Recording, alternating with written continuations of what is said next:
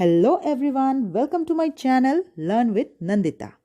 आज के इस इंग्लिश ग्रामर के वीडियो में हम एक बहुत इंपॉर्टेंट टॉपिक डिस्कस करने वाले हैं जो है vocabulary.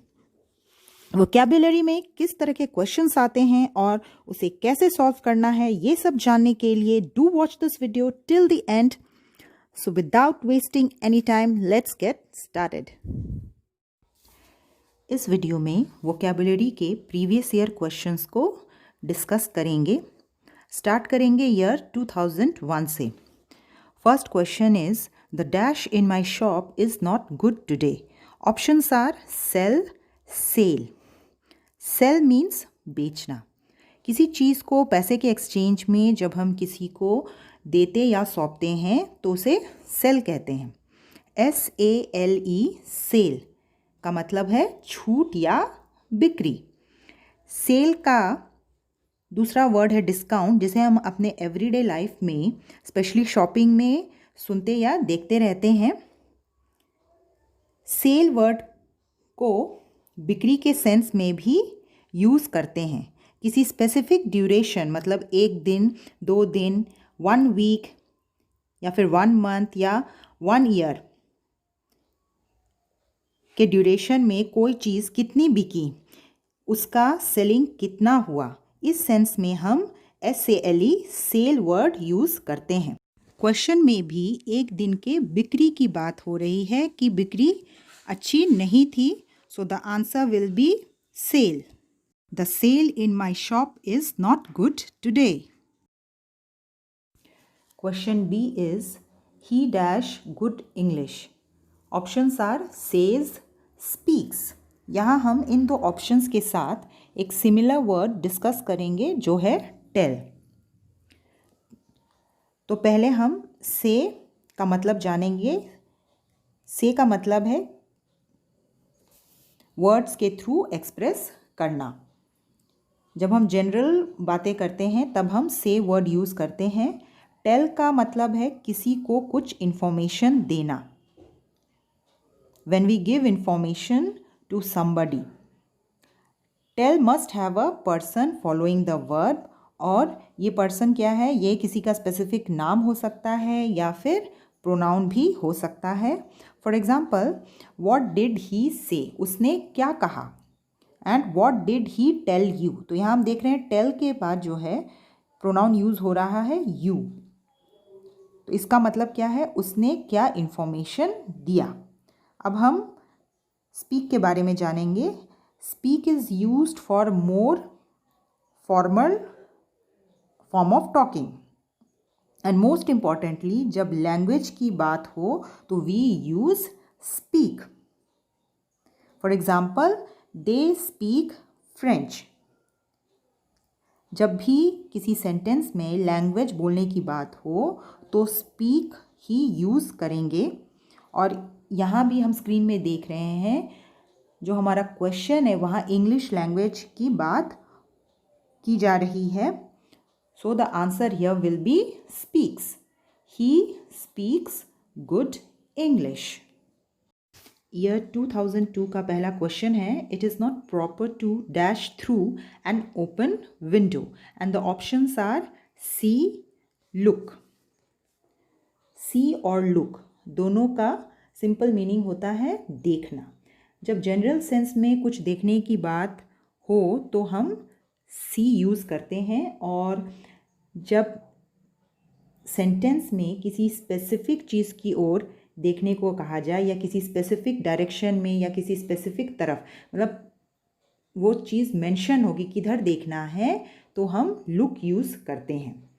For example, look at the black board. यहाँ पर स्पेसिफिकली ब्लैक बोर्ड को देखने को कहा जा रहा है, तो इसलिए यहाँ लुक यूज़ होगा, सी यूज़ नहीं करेंगे।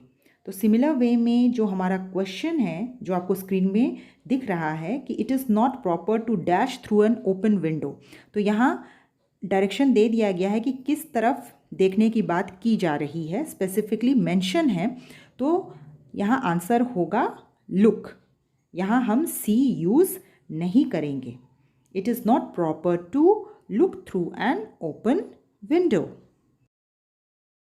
Question B is His parents' warning had no dash on him.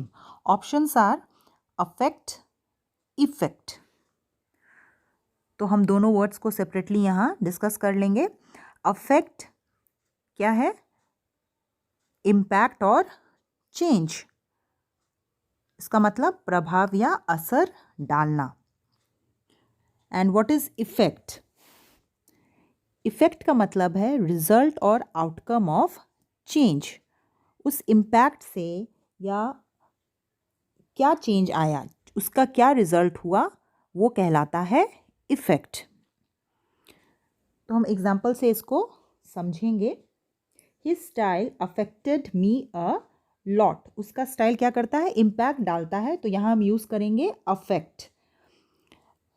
दूसरा एग्जाम्पल है his words don't have any effect on me. तो यहाँ पर आउटकम की बात की जा रही है कि किसी के इम्पैक्ट से उसका क्या रिजल्ट आ रहा है, कि कुछ भी असर नहीं हो रहा है. तो यहाँ पर हम यूज़ करेंगे इफ़ेक्ट. इसी तरह स्क्रीन पे दिए गए क्वेश्चन में यहाँ पर बोला जा रहा है कि पेरेंट्स की वार्निंग का क्या हो रहा है? आउटकम बताया जा रहा है कि कुछ असर नहीं हो रहा है. तो जब भी आउटकम या रिजल्ट के बारे में कहा जाए तो हम यूज़ करते हैं effect. So the answer will be his parents' warning had no effect on him. अब ईयर 2003 के क्वेश्चंस को डिस्कस करेंगे. ईयर 2003 का क्वेश्चन है the old man knew that his death was dash. Options are imminent, eminent. Imminent means likely to occur और happen very soon. मतलब जो निकट समय में होने वाला है. इसे एग्जाम्पल से समझेंगे. The black clouds show that a storm is imminent. Black clouds बता रहे हैं कि जल्दी ही स्टॉर्म मतलब तूफान आने वाला है. इसलिए यहाँ इमिनेंट वर्ड यूज़ किया गया. दूसरा ऑप्शन है एमिनेंट, EMINENT, जिसका मतलब है फेमस और रिनाउंड, जिसको हिंदी में प्रसिद्ध या विख्यात कहते हैं. इसको हम एग्जाम्पल से देखेंगे. He is an eminent singer. इसका मतलब क्या हुआ? इसका मतलब हुआ वो एक प्रसिद्ध सिंगर मतलब प्रसिद्ध गायक है. अब क्वेश्चन है the old man knew that his death was dash. Question में डेथ के अकरेंस की बात हो रही है, इसलिए यहाँ इमिनेंट ऑप्शन चूज करेंगे. So the answer will be the old man knew that his death was imminent. Question B is several boats dash in the river during the storm. Options are drowned and sank. Drowned and sank दोनों का meaning है डूबना. And they are the past tense form of drown and sink. Drown is used only for living things. पानी में डूबने पर suffocation से death होने को ड्राउन कहते हैं. इसका एक एग्जाम्पल देखेंगे. 4 people drowned in the flood. अब हम सिंक वर्ड पे आते हैं. सिंक मीन्स वाटर सरफेस से नीचे की ओर जाते हुए डूब जाना, जिसमें ऑब्जेक्ट के वाटर सरफेस में आने की भी संभावना होती है. मतलब वो डूबते हुए ऊपर नीचे होते हुए वाटर सरफेस पे भी आ सकता है. और sink both living and non living beings के लिए यूज़ किया जाता है.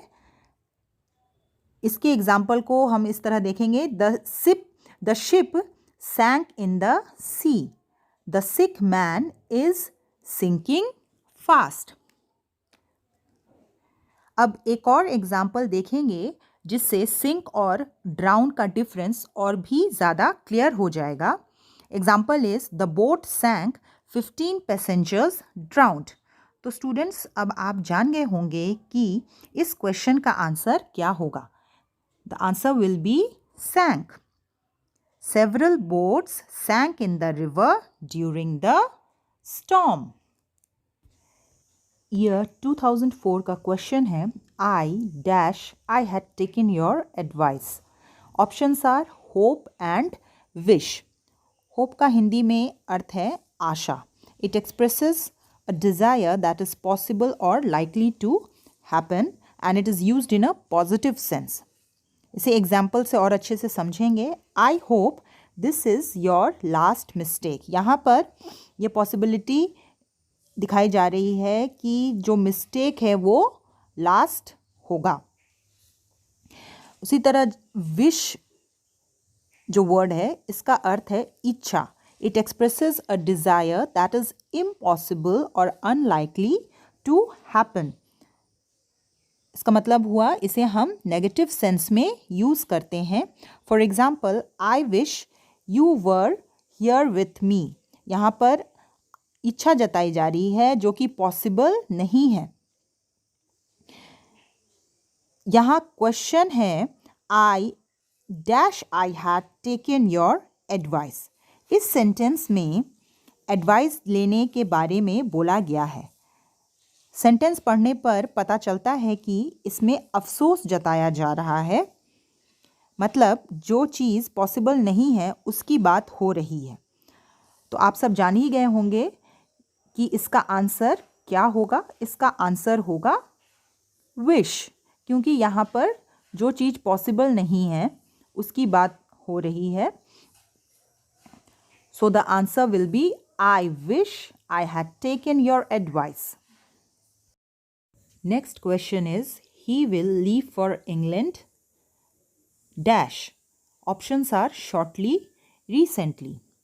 शॉर्टली का मतलब होता है in a brief time, very soon और quickly.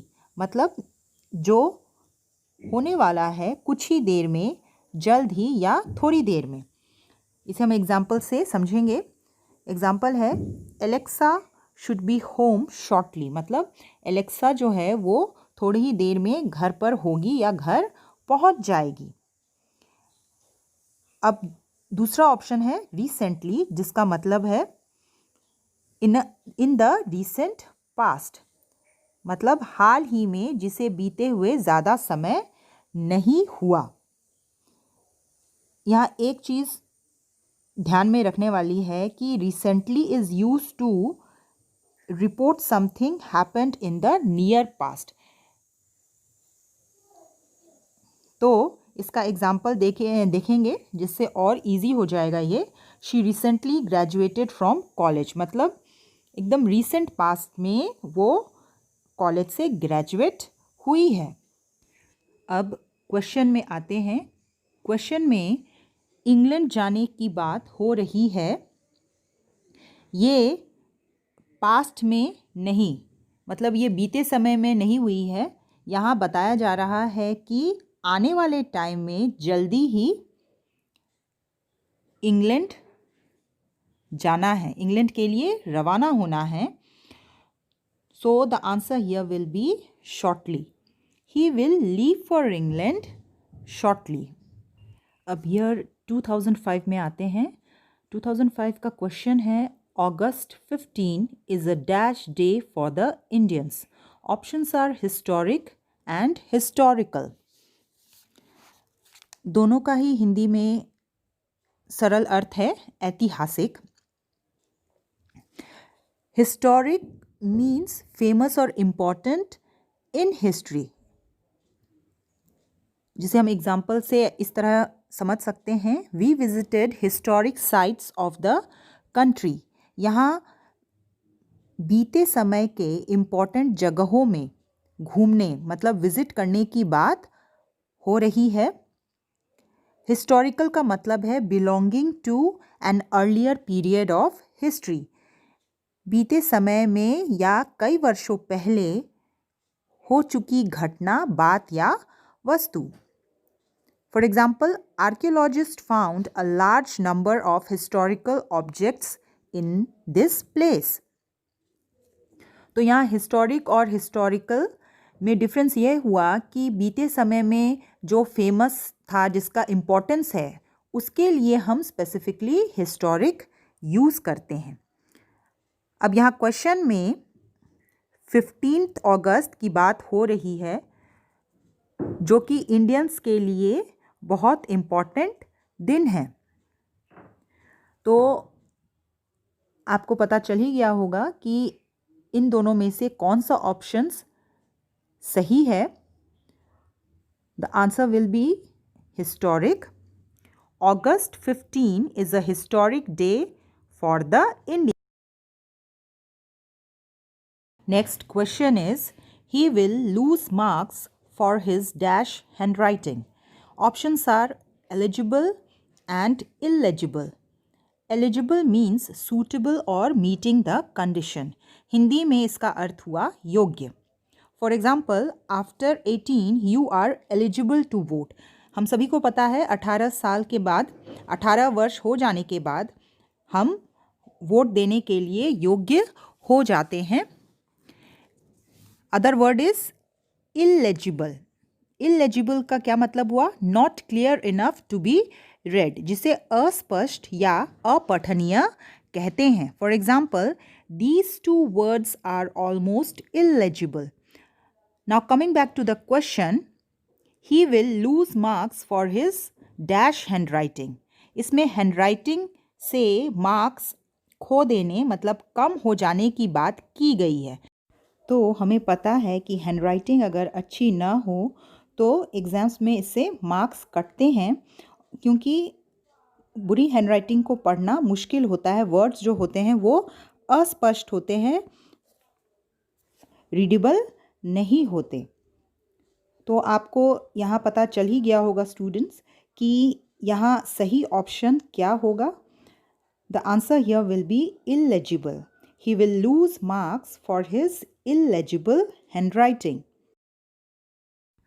Thank you for watching the video. I hope आपको ये वीडियो पसंद आया होगा। So don't forget to hit the like button. इस वीडियो से रिलेटेड कोई क्वेश्चन या क्वेरी हो तो आप कमेंट सेक्शन में ज़रूर बताएं। For more such videos do subscribe the channel Learn with Nandita। तो मिलते हैं नेक्स्ट वीडियो में। Till then, keep learning।